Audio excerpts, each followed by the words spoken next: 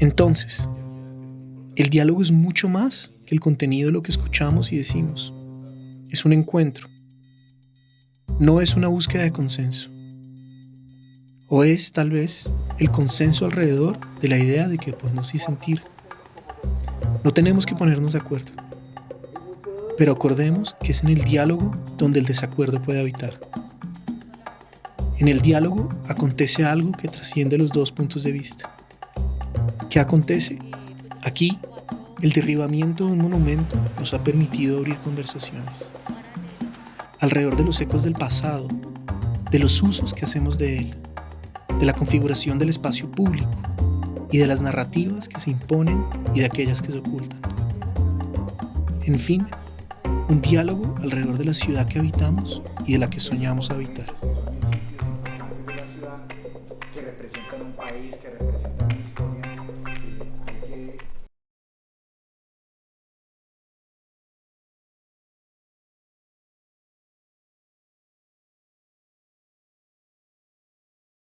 Para contestar esa pregunta, yo me haría otra pregunta.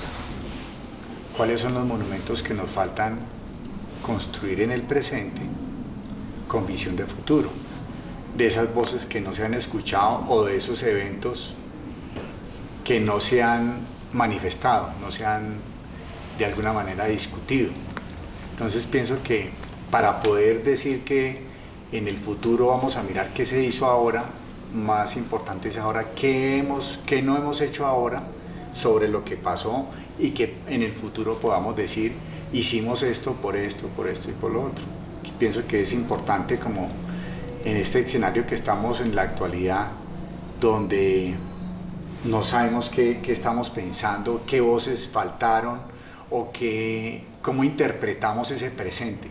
Pienso que es pensar en esas obras del pasado o que lo que nos hace falta en el pasado y el presente por construir, pero que nos inviten a poder proyectar a esas preguntas que nos harán en el presente, por qué lo construimos y qué quisimos reflejar en este presente. Sí, yo pienso mucho en los monumentos de futuro y pienso mucho en el papel, pensándolos en torno a la pregunta, en esos monumentos que nos quedaron del pasado. Yo me imagino un futuro con monumentos, sin duda. Yo creo que todas las sociedades requieren esas marcas para reconocerse o para reconocer diferentes legados.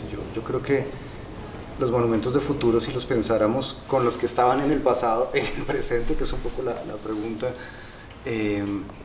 tendrían que ser lugares que tal vez dejen de ser monumentales y nos inviten a pensar como otras maneras de expresar esos valores que encarnan, digamos.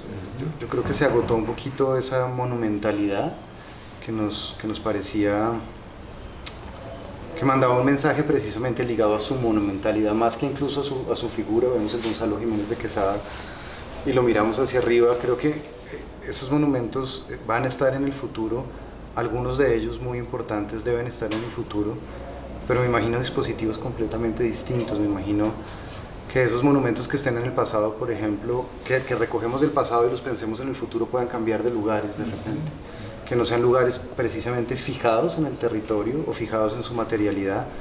Me imagino monumentos que duran 5 años y tal vez la gente los reinterpreta sin violencia, reinterpretando en un marco de un diálogo social, y el monumento se transforma en otra cosa, tal vez.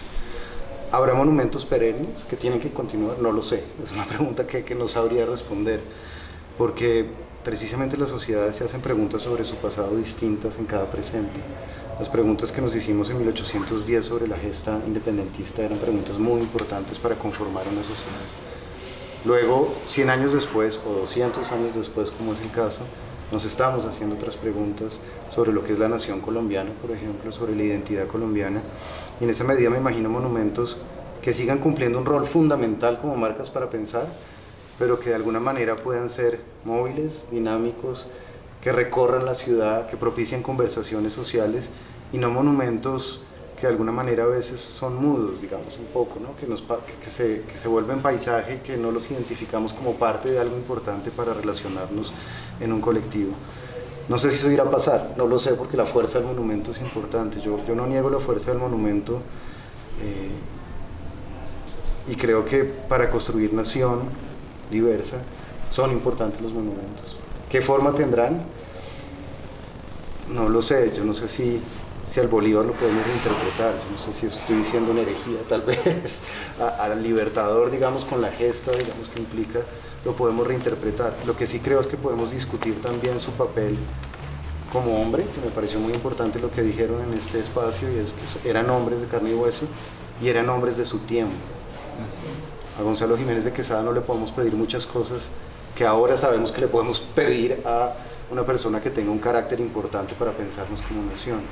No estoy con ello pues invisibilizando las violencias que trajo la conquista, que han sido largamente discutidas, pero creo que también tenemos que hacer un esfuerzo de resituar los monumentos en su tiempo, y eso implica que los monumentos sean móviles y cambiantes. Entonces los monumentos del pasado me los imagino cumpliendo un papel importante, pero siempre cambiando y propiciando nuevas conversaciones alrededor de ellos.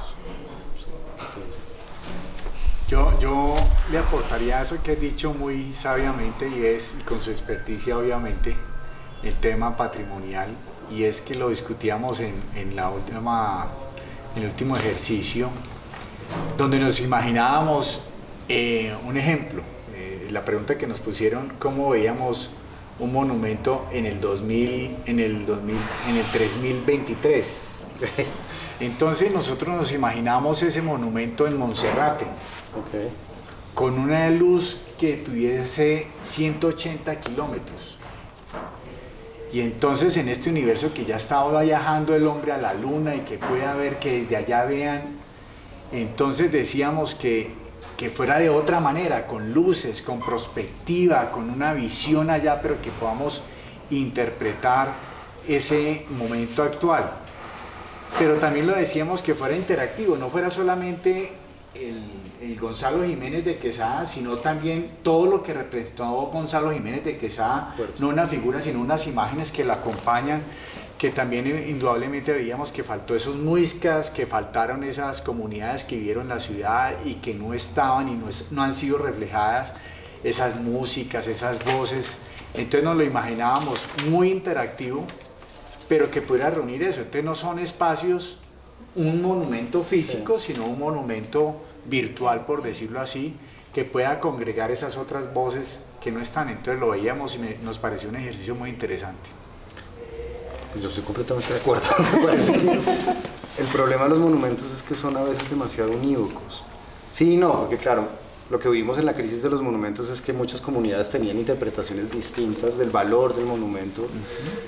Sin embargo, me parece muy buena idea que los monumentos también puedan generar contextos, ¿no? Que no sea solo el monumento, sino que el monumento pueda estar dialogando con otros contextos, incluso, como usted lo señala, que me parece muy interesante, sensoriales, una música, otros tipos de patrimonios, digamos, porque el monumento está allí solo y tal vez esa capacidad unívoca ha hecho que sean tan problemáticos. Si el monumento es capaz de recoger un contexto más amplio, de dialogar con otras voces, tal vez sean monumentos que se vuelven lugares dinámicos que nos hablan sobre contextos cambiantes y no sobre, digamos, un valor unívoco que, pues por supuesto, se ha ido quedando en el tiempo por los cambios de las sociedades y las maneras como otros actores están también interpelando nuestras memorias, ¿verdad? Lo que creo es que ese tipo de monumentos del futuro van a enriquecer un debate más democrático. Yo estoy seguro que los monumentos sí son importantes porque enriquecen el debate de qué pasado es importante, y creo que los pasados distintos al final pueden coexistir porque somos comunidades ahora que reivindicamos múltiples pasados, y la potencia de América Latina tal vez es que tiene unos pasados muy importantes que pueden hacer que seamos una nación mucho más diversa para pensarnos, digamos, en democracia. Yo terminaría en un punto, es mostrar la humanidad. Exacto. Y la parte espiritual. Entonces el monumento no puede ser un diálogo, un espacio de diálogo solamente, sino es que esos seres humanos se vuelvan al centro, como le decíamos, la llama, como lo hacen las comunidades indígenas que se encuentran alrededor del fuego, y pueda volver a esa espiritualidad. Entonces, es decir, volver a centrarnos en el eje fundamental del ser humano, para que vivamos en el respeto por el otro, vivamos en democracia, vivamos, y así no sea democracia, digamos, quienes lo tengan, pero sea esa espiritualidad y que corresponda a que hay que proteger al ser humano y el planeta, indudablemente, que es la discusión actual que hay en el mundo, ¿no?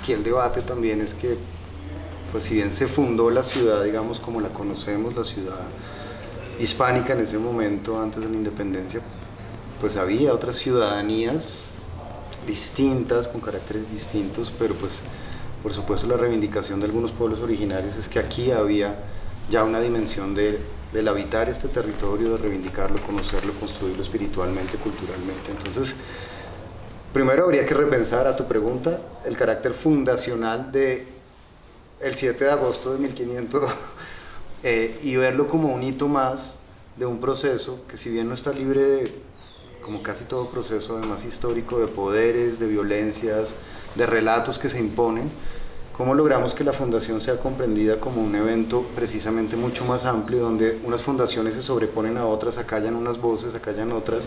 Sin duda, usted me corregirá, sabe más de eso que yo, en 1810 acallamos a ciertas voces de los españoles para reivindicar otras voces, digamos, de la gesta libertadora, y cada fundación normalmente se erige sobre un silencio. ¿Cómo hacemos para reivindicar fundaciones que hablen de esas otras miradas, digamos, y que, si bien nunca estarán exentas del poder, tampoco podemos ser románticos? Siempre habrá poder en el patrimonio, en la cultura siempre está atravesada por el poder, por intereses, por interpretaciones del pasado, siempre estará el poder. ¿Cómo podemos tener una mirada más amplia de los actos fundacionales y reconocer esas otras capas de sentido que se le dieron a este territorio históricamente y en las que todas son importantes? Por eso yo insisto, tumbar un monumento es borrar una parte de la historia, y no se trata de borrar la historia, se trata de asumir esa historia y ver cómo la entendemos de manera más contextual. Pero, pues, yo pensaría que, contestando la pregunta, no es quedarnos en la parte fundacional, es la Bogotá que tenemos hoy en día. Entonces, para mí hay otros habitantes que no han tenido esa voz, por ejemplo, comunidades extranjeras, ¿sí? Por ejemplo, hay una cantidad de Universidad de Bogotá, es una ciudad cosmopolita, es una ciudad que yo pienso que es también oportuno en una próxima conmemoración a hacerlos sentir que son parte de la ciudad, entendiendo que aquí eran cementerios de comunidades diferentes, pero hoy en día usted encuentra como de todas partes del mundo. Y yo pienso que eso sería fundamental para la ciudad, tener otra, que Bogotá recibe en medio de la fundación, sin desconocer ese pasado, pero que es una ciudad muy importante y somos un bastión en Latinoamérica. Y hago un paréntesis ahí, mi señora es de un pueblo muy lindo que se llama Río Sucio Caldas. En Río Sucio Caldas se lleva a cabo el carnaval de Río Sucio, que su símbolo es el diablo. Pero eso es la historia es que ¿por qué el diablo? ¿Sí? Porque es que eran dos pueblos, y los pueblos estaban divididos y no se hablaban y estaban en conflicto. Entonces, un sacerdote y el otro sacerdote dijeron, bueno, ¿cómo hacemos para unir el pueblo? Entonces vamos a hacer un carnaval. Entonces se busca la fecha en la época religiosa, que es antes de que sea el miércoles de ceniza, gracias, y busquemos un espacio. Entonces se busca ese diablo es el diablo que llevamos todos por dentro, el bonachón, el sinvergüenza, y se unió y se hacen unas comparsas muy bonitas. Yo pienso que Bogotá tiene la oportunidad de buscar en ese espacio esa nueva cultura con esas otras que no se han tenido en cuenta. Entonces no tenemos un sentido de pertenencia, los paisas, los costeños, los santanderianos o los libaneses, porque no celebramos un carnaval o no celebramos una fiesta patria, una de fundación en donde los albergamos a ellos. Entonces sería muy bueno que esa nueva conmemoración del nacimiento de la ciudad, digamos, por decirlo así, aunque venía de antes, en donde se vean reflejadas todas esas otras comunidades que no han sido tenidas en cuenta. Mira tú, yo trabajé en el tema de patrimonio del carnaval, conozco muy bien, y por algo es patrimonio, usted lo ha definido muy bien. El patrimonio es ese lugar de encuentro de los disensos, precisamente, y es un lugar que se vuelve democrático porque todo el mundo puede expresar, digamos, sus miradas sobre la historia de estas dos facciones que había en Río Sucio, que se convierten en una fiesta. El patrimonio puede ser un lugar muy festivo para dirimir nuestras diferencias, y los monumentos sin duda jugarán un papel fundamental ahora y en el futuro. y que se escriben y se hacen cuadrillas y usted escribe. Yo fui cuadrillero, ya después de retirado pude ir, entonces usted escribe sobre un tema y hablamos sobre la mujer, la violencia de la mujer, y otros escriben de otros, entonces se discute y se habla y se presenta esa problemática. Entonces qué bueno sería que rescatáramos en estos espacios también unos espacios de diálogo que hablemos en ese sentido. Yo creo que necesitamos reconocer esos otros lenguajes que han sido invisibilizados. Creo que necesitamos poner en escena los múltiples lenguajes en que hemos construido ciudadanías diversas, enmarcadas en situaciones que en Colombia en particular han sido difíciles, que han estado marcadas por un conflicto armado largo, por un desplazamiento, por unos temas de segregación socioespacial históricos, digamos, de un país pues, que ha tenido múltiples problemas. Para vivir juntos y juntas tenemos que reconocer esos otros lenguajes, que al final no son del patrimonio, son simplemente lenguajes con que la gente se dota para interpretar su realidad. Si reconocemos esos lenguajes, esas maneras en que la gente cotidianamente interpreta su realidad y los ponemos a discutir, podemos construir un lugar para vivir juntos y juntas.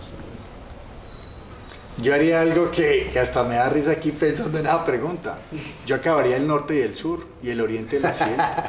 Sí, está bueno. Renombremos la ciudad de otra manera, donde están esas comunidades, esas otras expresiones. Porque en Ciudad Bolívar hay gente de todas partes, en el norte hay gente de todas partes, entonces ¿cómo hacemos? Y yo pienso que hasta renombrar la misma forma en que está la ciudad, y eso ayudaría de otra manera a que ya estamos clasificados en un estrato norte, sur o lo que sea, y empecemos por cambiar, y entonces la gente va a decir, yo me identifico con esto, aún viviendo en diferentes barrios, ¿no? Solo para cerrar, esa propuesta me parece muy importante porque la segregación socioespacial se manifiesta territorialmente.